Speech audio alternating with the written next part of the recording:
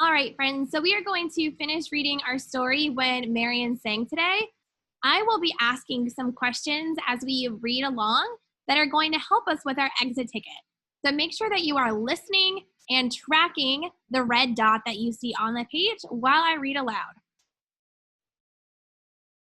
In 1939, Howard University in Washington, D.C. booked a concert with Marian Anderson and began looking for an auditorium big enough to hold the audience she attracted. They decided that the 4,000-seat Constitution Hall would be perfect. But the manager of the hall said it wasn't available and no other dates were offered because of their white performers only policy.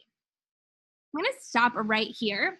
Marian is now returning to the United States after performing in Europe.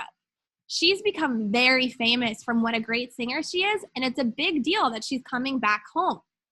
That is why Howard University is trying to find somewhere to hold a concert. So many people are going to want to see her, so they need a space big enough.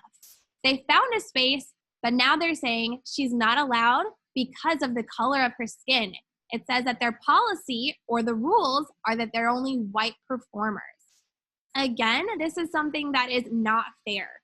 We talked Monday about discrimination. This is an example of how Marian is being discriminated against or being treated unfairly because of her differences. Marian's agent, Sol Hurak, wrote to the hall manager, pointing out that Marian Anderson was one of the greatest living singers of our time, but it did no good.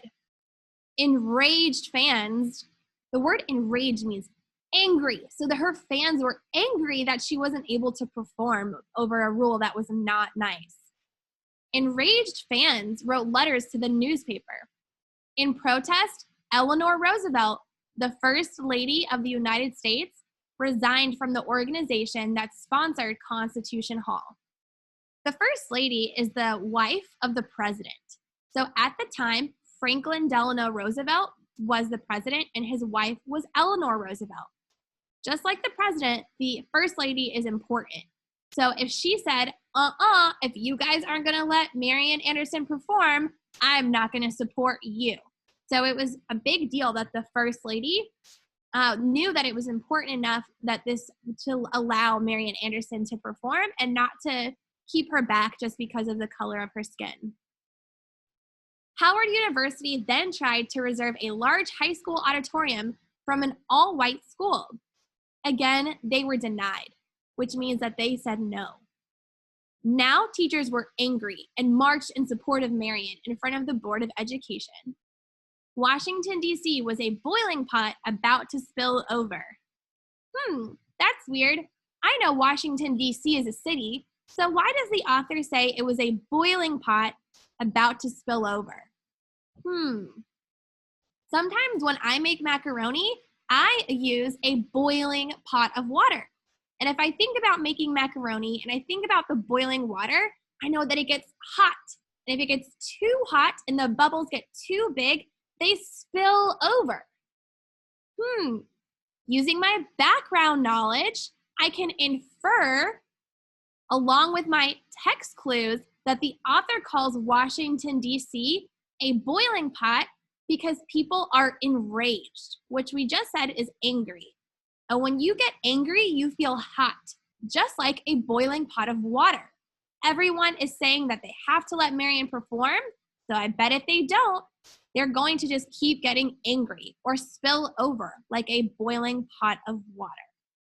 Keep in mind how we are going to practice inferences because this is something you will also be doing on your exit ticket.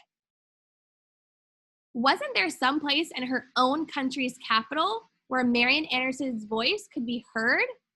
There should be. Let's keep reading to see what happens. Committees formed and held meetings. Finally, with President Roosevelt's approval, the Department of the Interior of the United States government invited Marian to sing on the steps of the Lincoln Memorial on Easter Sunday. Her country was offering her a momentous invitation, but she had concerns.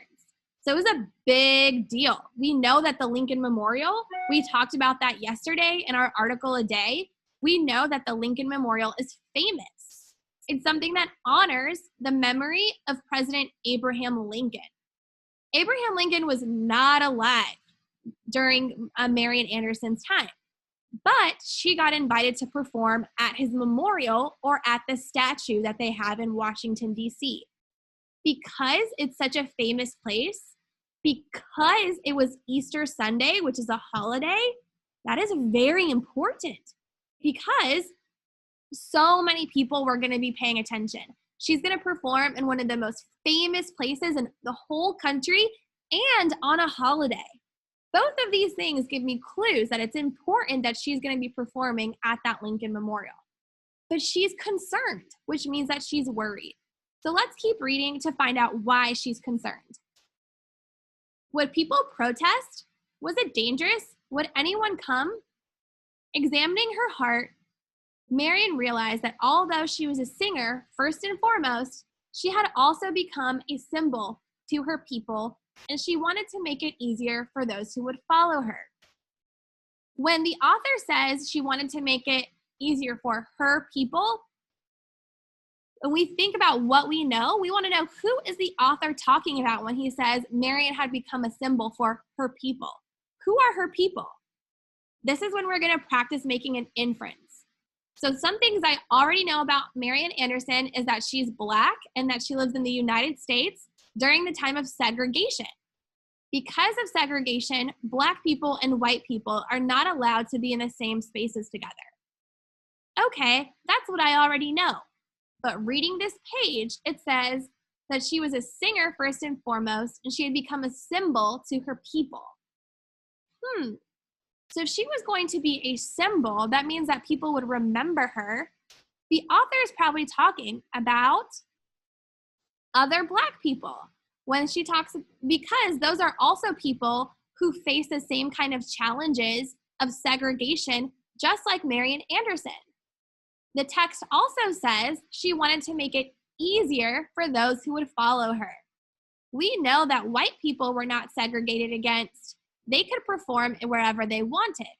So this next text clue that she wanted to make it easier for those who would follow her gives me another clue that when the author says her people, he is talking about other Black people in America during this time because it's hard for them to have bravery.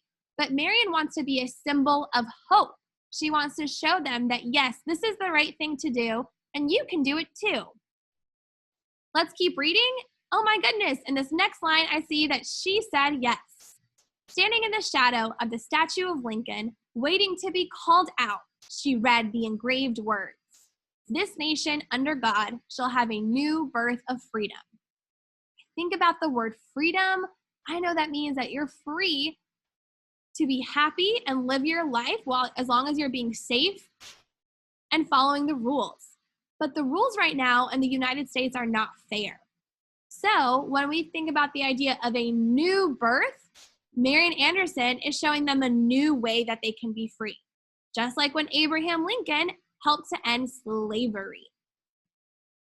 Marian looked out on a river of 75,000 people. Her heart beat wildly. Would she be able to utter one note? So her heart is beating because she has 75,000 people looking at her while she sings. I would feel nervous. She took a deep breath and felt the power of her audience's goodwill surge toward her. They were probably giving her some shine. Marian's sisters were there and her mother too. Marian stood straight and tall, then she closed her eyes and sang. My country, 'tis of thee, sweet land of liberty, let freedom ring. A roaring cheer followed every song. At the end of the program, the people pleaded or begged for more. When she began her thought-provoking encore, oh, nobody knows the trouble I see, nobody knows my sorrow, silence settled on the multitudes. Here we see the Lincoln Memorial, which we saw yesterday in our article a day. So here, up at the front, far away, is Marion singing those songs that you just heard Miss Kappa sing. And here are those 75,000 people all watching her. For almost 16 years after her Lincoln Memorial performance, Marion sang for kings and queens, presidents and prime ministers, famous composers and conductors. She received medals, awards, and honorary degrees for her magnificent voice. But there was still one place Marion had not sung. When she was finally invited, a dream came true. Marion wondered how people would react. No Negro singer had ever done such a thing. She would be the first. But she didn't need to worry. After she signed the contract, someone said, "Welcome home." I'm going to stop right there. Did the author say what she's doing yet? No. If somebody said, "Welcome home," does that mean that she's home? She's not back at her mom's house. I see her here in the illustration. The illustration gives me some clues that she's on a stage. Where has Marion wanted to go that would be on a stage? Let's keep reading. On opening night, excitement charged the air. As Marion waited in the wings, the orchestra began. So now I know she's somewhere with music. Her stomach fluttered. She walked onto the grand stage. Trembling, she straightened her costume and waited for the pounding music she knew to be her cue. Tonight was her debut with the Metropolitan Opera. At long last, she had reached the sun and the moon. The curtains parted, and Marion sang. Wow! This is the last page of our story, and we see that Marion is on the stage singing in the opera. If we go back to the page before, she's backstage. She's waiting until she can hear the music for it being time to come out. I also see in this last sentence of this page that it was her debut or first night with the Metropolitan Opera. Thinking all the way back to when we read this story on Monday, we know that Marion had always dreamed of singing in the opera, but she knew because of the color of her skin that her dream would be as far away as the sun and the moon. But if we read the sentence again, at long last, she had reached the sun and the moon. Why does the author call the opera the sun and the moon? She's not in outer space. She's on the stage about to sing. This is a chance for me to make another inference. If I take what I already know, I know that Marion's dream was to be on stage at the opera. And I know that she thought it was far away, like the sun and the moon. So I can infer or make a guess that the author says that at last she had reached the sun and the moon because at last she's singing on the opera. She had reached her dream and it's not as far away. She thought that she couldn't do it, but look, she proved to everybody that they were wrong and that she was worthy of singing on this stage just like anyone of any skin color. This is super important. So her dream was not far away like the sun and the moon anymore. It was close because here she is singing. She did it. Yay, we're happy for Marion. Now we are going in our next video to continue practicing making inferences and to support this central idea.